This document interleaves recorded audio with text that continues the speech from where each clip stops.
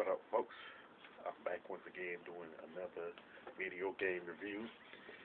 And this time, I'm reviewing the game Wolverine for the NES. And this is the second and final X-Men related game that was released on the NES and was made by LJN, that is known for making classic games. You know what I'm saying? And the premise for Wolverine is that he got trapped on this island, got sent to this particular island that is like unnamed by Sabretooth and Magneto. And the first thing that you will notice about this particular game is that it's pretty much is loosely based off of the Wolverine comic books, much like the X-Men game on NES is loosely based on the comic book of X-Men. And the only like X-Men members that are in the game are Psylocke and Jubilee, but you only see them once in the game. Once you meet up with them, that's it. It's kind of like, why did they even put those two in the game? So outside of like Magneto, Sabretooth, Wolverine, Psylocke, and Jubilee, you're not gonna find practically no other like enemies or X-Men at all in the entire game. In fact, when it comes to like the enemies and stuff, they were just like made up for the game. You're not gonna find none of these enemies in the comic book of X-Men or Wolverine, which is like another head scratcher. And one thing you can do is like press select to bring out the claws. But the main problem with the claws is that every time you hit an enemy, you pretty much lose health as a result. It's kind of like, why did they program Wolverine to lose health every time he hit an enemy with his claws? Yeah, you know what? I'll talk about that later in the video. And there's also a berserker mode that is pretty much a berserker meter that fills up every time you use Wolverine's claw. Once it's filled up, you go into the berserker mode where you like punch, kick, and you have this invincibility to go along with it, and he goes like back crap crazy when he does it. You know what I'm saying? So there isn't like much in the terms of what all you can do other than kick and pretty much kick and punch. And kicking and punching is something that Wolverine is not known for.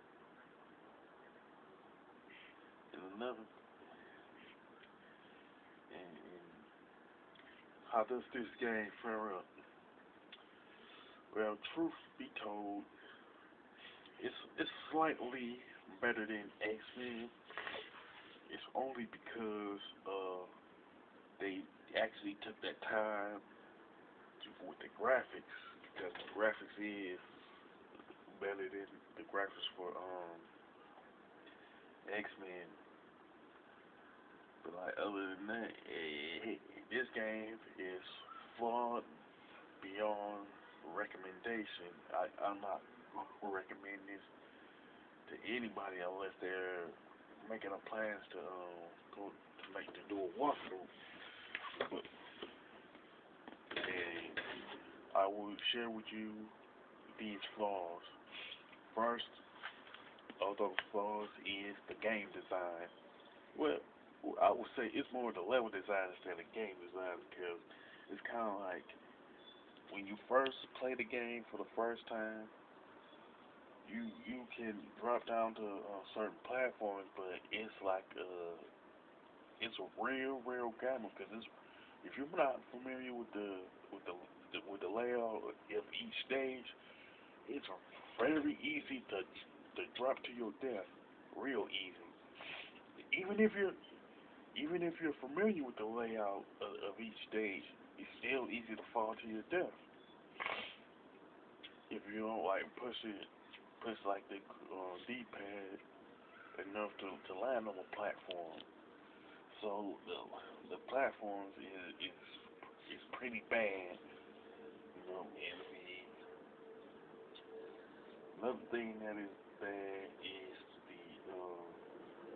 the soundtrack. It's pretty generic. It's pretty awful, and it's pretty forgettable. You know what I'm saying? Much like a lot of the soundtrack to a lot of these LJN games that were released on the NES, just forgettable and a major turd fest.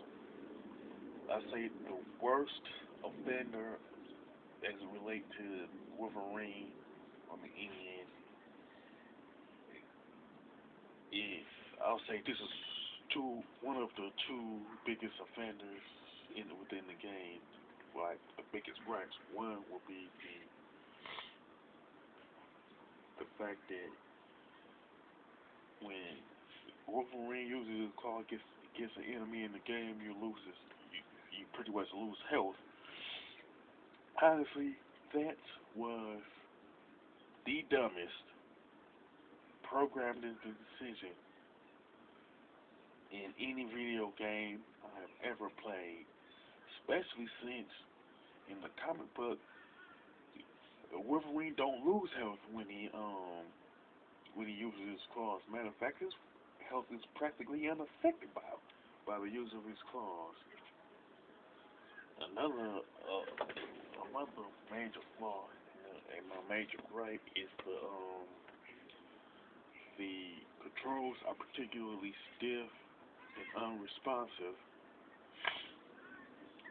especially when it comes to like when Wolverine is in berserker mode. It's way more stiff than he is when he's not in berserker mode. There's no way in the world that Wolverine should be more stiff in berserker mode than he is when he's not in berserker mode. There was another dumb programming decisions of LJN. It seemed like honestly they didn't care about good quality of programming as it relates to the controls of the game. Another in which to me it begs the question why did LJN even have this berserker mode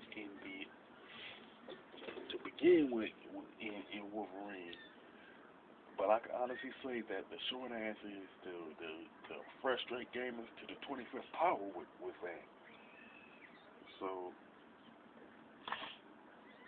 it's like from overall standpoint, it is slightly better than X-Men, but not by much. It's for all intents and purposes, this is a major turd fest. Not the worst game on the NES or even the worst LJ game, but it's not worth playing in your leisurely time. But if you want to like play it in like a walkthrough, that's fine. But other than that, I'm not gonna recommend this game at all. As far as the score, I would definitely give it a 3. It is a major turd fest dipped in buffalo urine. Now, with that being said, if you agree with my what I had to say about Wolverine, or if you have your own dreaded memories of the game or any other LJ in game, whether it be on like NES, Super Nintendo, Genesis, or Game Boy. You can mention it in the comment section. If you like the video, click on the thumbs up button. And don't forget to subscribe. This is your boy Big Mike 5989 signing off.